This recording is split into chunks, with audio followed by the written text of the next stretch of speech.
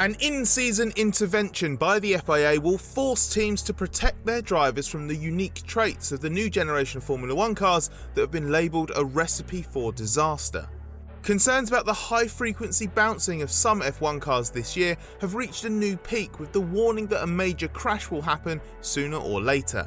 That's prompted the FIA to act, announcing a sudden set of changes on safety grounds that will force teams to either fix their problems or simply alter their setups. It's not an outright change to the technical regulations, but it's a serious move nonetheless. So how well will this work in practice? What will the consequences be for the pecking order? And first of all, why is this even necessary?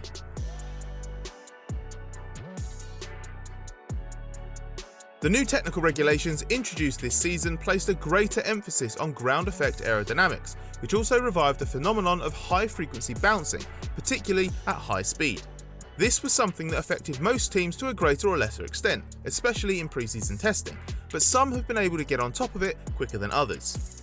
Linked to the porpoising effect is the fact that the cars have to be run super low to maximise the ground effect, and the rules have also made the cars stiffer than before.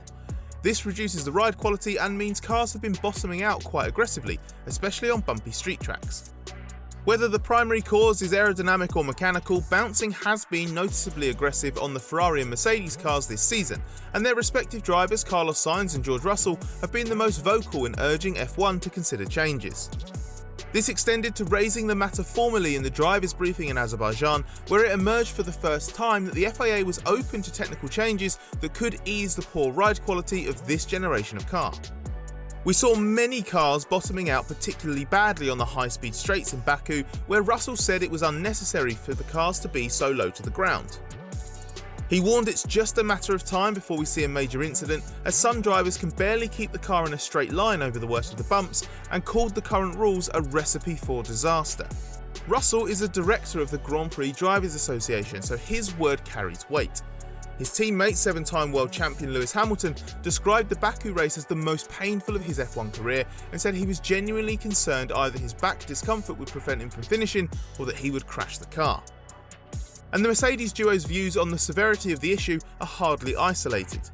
Drivers from Ferrari, McLaren, Alpine and Haas have all complained about the situation. Two-time world champion Fernando Alonso called the ride quality the worst of the last 20 years, and his Alpine teammate Esteban Ocon said the ride of the 2022 car is terrible. Ocon reckons his car is on the better end of the spectrum, but said it's still a disaster to drive on bumpy tracks, and said it will hurt to race in places like Canada and Singapore. Several drivers have reported feeling physical impacts in the early races, particularly on their necks and backs. Sainz and Russell have suggested that F1 should be concerned by this, and that it's important to discuss whether multiple years of this harsh ride will have long-term effects. McLaren driver Daniel Ricciardo said driving in Baku was like being dribbled by basketball star Steph Curry, and an unnatural feeling that was painful, disorienting, and made him question what the impact could be on his brain and spine. There's loads more for us to still get into on this topic, so if you like this video, then please like it, and subscribe to our channel if you want to see more. It's easy and fast for you to do, and it really helps us out.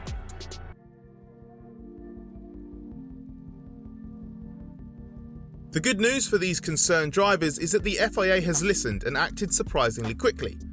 The FIA is intervening effective immediately from the Canadian Grand Prix weekend because it's noted concerns in relation to the immediate physical impact on the health of the drivers, a number of whom have reported back pain following recent events.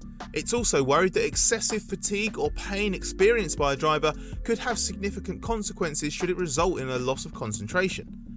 A technical directive has been issued that will lead to the introduction of a limit of vertical oscillations a driver can be subjected to. This isn't explicitly a change to the regulations, at least not yet. Technical directives are intended to be used by the FIA to clarify or enforce existing rules. But in situations like this, they are synonymous with the rule change, because this particular technical directive will introduce a new test for teams to pass and a new risk of punishment if they don't. The FIA intends to do two things: scrutinise the design and wear of the planks and skids beneath the cars, and establish a metric to define a limit for what's considered acceptable levels of high-frequency bouncing. This would suggest that any evidence of the underside of the car hitting the ground too aggressively could lead to instructions to alter setups, which could include the need to raise the ride heights that would mitigate the savagery of the impacts. And the definition of a metric based on the car's vertical acceleration will give a quantitative limit for the FIA to police. This will basically force teams to protect their drivers, whether it's an aerodynamic phenomenon like porpoising or a mechanical issue like running too low and bottoming out. The exact mathematical formula for this metric is still being analysed by the FIA, and the teams have been invited to contribute to the process. The metric should be in effect during the Canada weekend, with a threshold established by Saturday. There's no lack of data for the FIA to refer to here, as in addition to that gathered by the car, the drivers also wear an in-ear accelerometer that can measure the forces they are subjected to. The FIA has also indicated that wider rule changes will be considered. It will convene a technical meeting with the teams in order to define measures that will reduce the propensity of cars to exhibit such phenomena in the medium term. Before this unilateral intervention from the FIA, we were told proposals hadn't received majority support when raised in the Technical Advisory Committee. This is the forum in which teams can discuss potential changes to the technical regs. As it's now mid-June, F1's governance requires at least 8 out of the 10 teams to vote in favour of rule changes to implement them immediately or for next season. It's also been suggested that last year, teams rejected an unspecified change that could have helped the porpoising issue when it first became clear how low the 2022 cars would run. Now that the FIA has intervened on safety grounds, the teams don't have a say. This kind of unilateral action is entirely within the FIA's remit if it has legitimate concerns about safety, and it's effectively pulled rank, stopped the teams from playing games, and put the onus on them in the short term to create safer and more comfortable cars. Although it sounds incredibly complex to monitor and police, this has been necessary to protect competitors from themselves. Given the choice of lap time or physical discomfort, lap time will always take precedent, even if the long-term physical health implications are unknown. Mercedes actually admitted it took this too far in Baku, where it felt it experimented too much with car setup and put its drivers' discomfort at risk in a way it couldn't do again. The FIA's intervention will probably have an impact upon the competitive order, and it may even increase Red Bull's advantage. Red Bull hasn't complained about the issue at all, whereas its chief title rival Ferrari's car is clearly more exposed to it.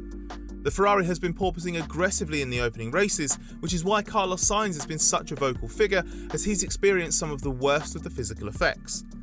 And Mercedes is suffering from poor ride quality that's a result of the stiffness of its car concept and a lingering porpoising problem, even though the worst of that was cured by upgrades introduced in Spain.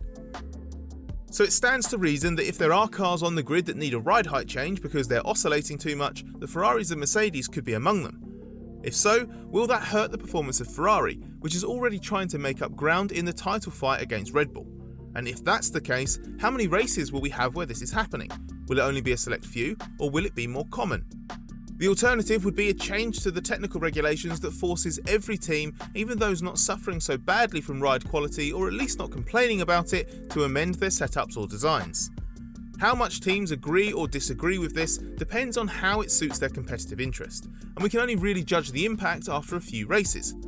But this is a brave, decisive move from the FIA, which must now prove it can keep control of the immense complexities that look set to follow.